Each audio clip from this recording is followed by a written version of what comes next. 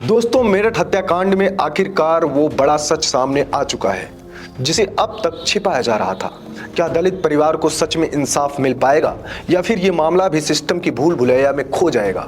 और सबसे बड़ा सवाल यही है कि क्या अब इस हत्याकांड की जांच सीबीआई को सौंपी जाएगी? इन्हीं सवालों के साथ ये कहानी शुरू होती है जो केवल एक अपराध की नहीं बल्कि पूरे समाज के विश्वास, डर और संघर्ष की कहानी बन चुकी है। मेरठ की इस घटना ने न सिर्फ उत्तर प्रदेश बल्कि पूरे देश को झकझोर कर रख दिया, क्योंकि यहाँ सवाल सिर्फ एक महिला की हत्या का नहीं है बल्कि उस बेटी रूबी के भविष्य का है जिसने अपनी मां को खोया और खुद मौत के साए से लौट कर आई। कहानी उस दिन से शुरू होती है जब मेरठ के एक साधारण से मोहल्ले में रहने वाला दलित परिवार अचानक चीखों, सन्नाटे और खून से घिर जाता है। घर के भीतर मां की लाश मिलती है और शरीर पर हिंसा के निशान होते हैं और बेटी रूबी रहस्यमय तरीके से गायब पाई जाती है। यह खबर फैलते ही पूरा इलाका सहम जाता है। शुरुआती घंटों में पुलिस इसे सामान्य आपराधिक घटना बताने की कोशिश करती है। कहा जाता है कि जांच जारी है और जल्द खुलासा होगा, लेकिन परिवार का रोना, पड़ोसियों की बातें और इलाके का माहौल कुछ और ही कहानी बयान करता है। बताया जाता है कि हत्या से पहले परिवार लगातार दबाव में था, उन्हें धमकियां मिल रही थी और स्थानीय स्तर पर कुछ प्रभावशाली लोगों से उनका टकराव चल रहा था। इन बातों की शिकायत भी की गई थी, लेकिन कोई ठोस कार्रवाई नहीं हुई। मां की हत्या के बाद सबसे बड़ा सवाल बेटी रूबी को लेकर खड़ा होता है। आखिर वो कहां है, किस हालात में है और क्या सुरक्षित है? लगभग 60 घंटे तक उसकी कोई खबर नहीं मिलती और हर गुजरता घंटा परिवार के लिए किसी सजा से कम नहीं होता। जब रूबी बरामद होती है तो वो टूटी हुई, डरी हुई और सहमी हुई नजर आती है। उसके चेहरे पर डर साफ दिखता है और ज्यादा बोलने से बचती है। पुलिस इसे सामान्य मानसिक स्थिति बताती है, लेकिन परिवार और समाज इसे किसी बड़े दबाव का नतीजा मानता है। यहीं से यह मामला सिर्फ हत्या और अपहरण का नहीं रहता बल्कि साजिश, डर और चुप्पी की कहानी बन जाता है। जैसे जैसे मीडिया इस केस को उठाती है वैसे वैसे कई तथ्य सामने आने लगते हैं जो पुलिस की शुरुआती कहानी से मेल नहीं खाते। कभी कहा जाता है कि आरोपी करीबी है तो कभी कहा जाता है कि बाहर से आए लोग शामिल हैं।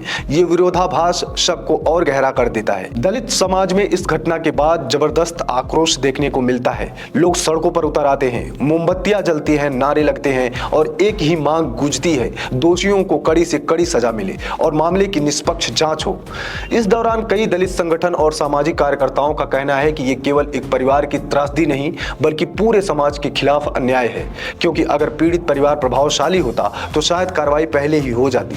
इसी बीच कुछ ऐसे कथित इनपुट सामने आते हैं जिनमें बताया जाता है कि हत्या के पीछे केवल व्यक्तिगत दुश्मनी नहीं बल्कि जमीन, पैसे और दबदबे की लड़ाई भी हो सकती है। हालांकि इन बातों की आधिकारिक पुष्टि नहीं होती, लेकिन ये चर्चाएं आग की तरह फैल जाती हैं। जांच के दौरान कुछ संदिग्ध लोगों से पूछताछ होती है, कुछ नाम सामने आते हैं और कुछ को हिरासत में भी लिया जाता है, लेकिन हर कार्रवाई के साथ नए सवाल खड़े हो जाते हैं। क्या सही लोगों तक जांच पहुंच रही है या फिर असली चेहरे अभी पर्दे के पीछे हैं? रूबी के बयान को लेकर भी लगातार असमंजस बना रहता है। कभी कहा जाता है कि उसने सब कुछ बता दिया है तो कभी कहा जाता है कि वो अभी कुछ कहने की हालात में नहीं है। ये स्थिति मामले को और रहस्यमय बना देती है। इसी बीच राजनीतिक बयानबाजी तेज हो जाती है। विपक्ष सरकार पर दलित उत्पीड़न का आरोप लगाता है और सत्ता पक्ष कानून व्यवस्था का हवाला देकर खुद को सही ठहराने की कोशिश करता रहता है, लेकिन पीड़ित परिवार के लिए ये बयान खोखले साबित होते हैं। सबसे बड़ा मोड़ तब आता है जब सीबीआई जांच की मांग खुलकर सामने आने लगती है। परिवार का कहना होता है कि उन्हें स्थानीय पुलिस पर भरोसा नहीं रहा और उन्हें एक स्वतंत्र एजेंसी से न्याय चाहिए। ये मांग धीरे धीरे सोशल मीडिया से सड़कों तक पहुंचती है। सरकार की ओर से कहा जाता है कि जांच सही दिशा में है और किसी को बख्शा नहीं जाएगा, लेकिन इस बयान के बावजूद लोगों के मन में यह सवाल बना रहता है कि अगर सब सही है तो फिर सीबीआई जांच से परहेज क्यों? जैसे जैसे दिन बीतते हैं इस केस में कुछ नए संकेत और घटनाक्रम सामने आते हैं। कुछ दस्तावेज, कुछ बातचीत और कुछ घटनाएं इस ओर इशारा करती हैं कि मामला जितना दिख रहा है उससे कहीं ज्यादा गहरा है। दलित समाज में इस घटना का असर लंबे समय तक रहने वाला नजर आता है। लोग इसे एक चेतावनी की तरह देखते हैं कि अगर आवाज नहीं उठाई गई तो अन्याय यूं ही चलता रहेगा। कहानी के इस पहले हिस्से का अंत ऐसे मोड़ पर होता है जहां हर दर्शक के मन में यही सवाल गूंजता है कि क्या रूबी और उसके परिवार को इंसाफ मिलेगा? क्या सच में कोई बड़ा खुलासा होने वाला है? और क्या सीबीआई की एंट्री इस मामले की दिशा बदल देगी? क्योंकि आगे की कहानी में जांच की परतें और गहरी गहरी होंगी और सच की लड़ाई और भी कठिन होने वाली है। शुरुआत वहीं से होती है जहां सवाल और शक और गहरे हो चुके हैं और अब हर नजर जांच की दिशा पर टिकी हुई है। मां की हत्या और रूबी की बरामदगी के बाद पुलिस जांच जिस रफ्तार से आगे बढ़नी चाहिए थी वो लोगों को संतोष नहीं दे पाती।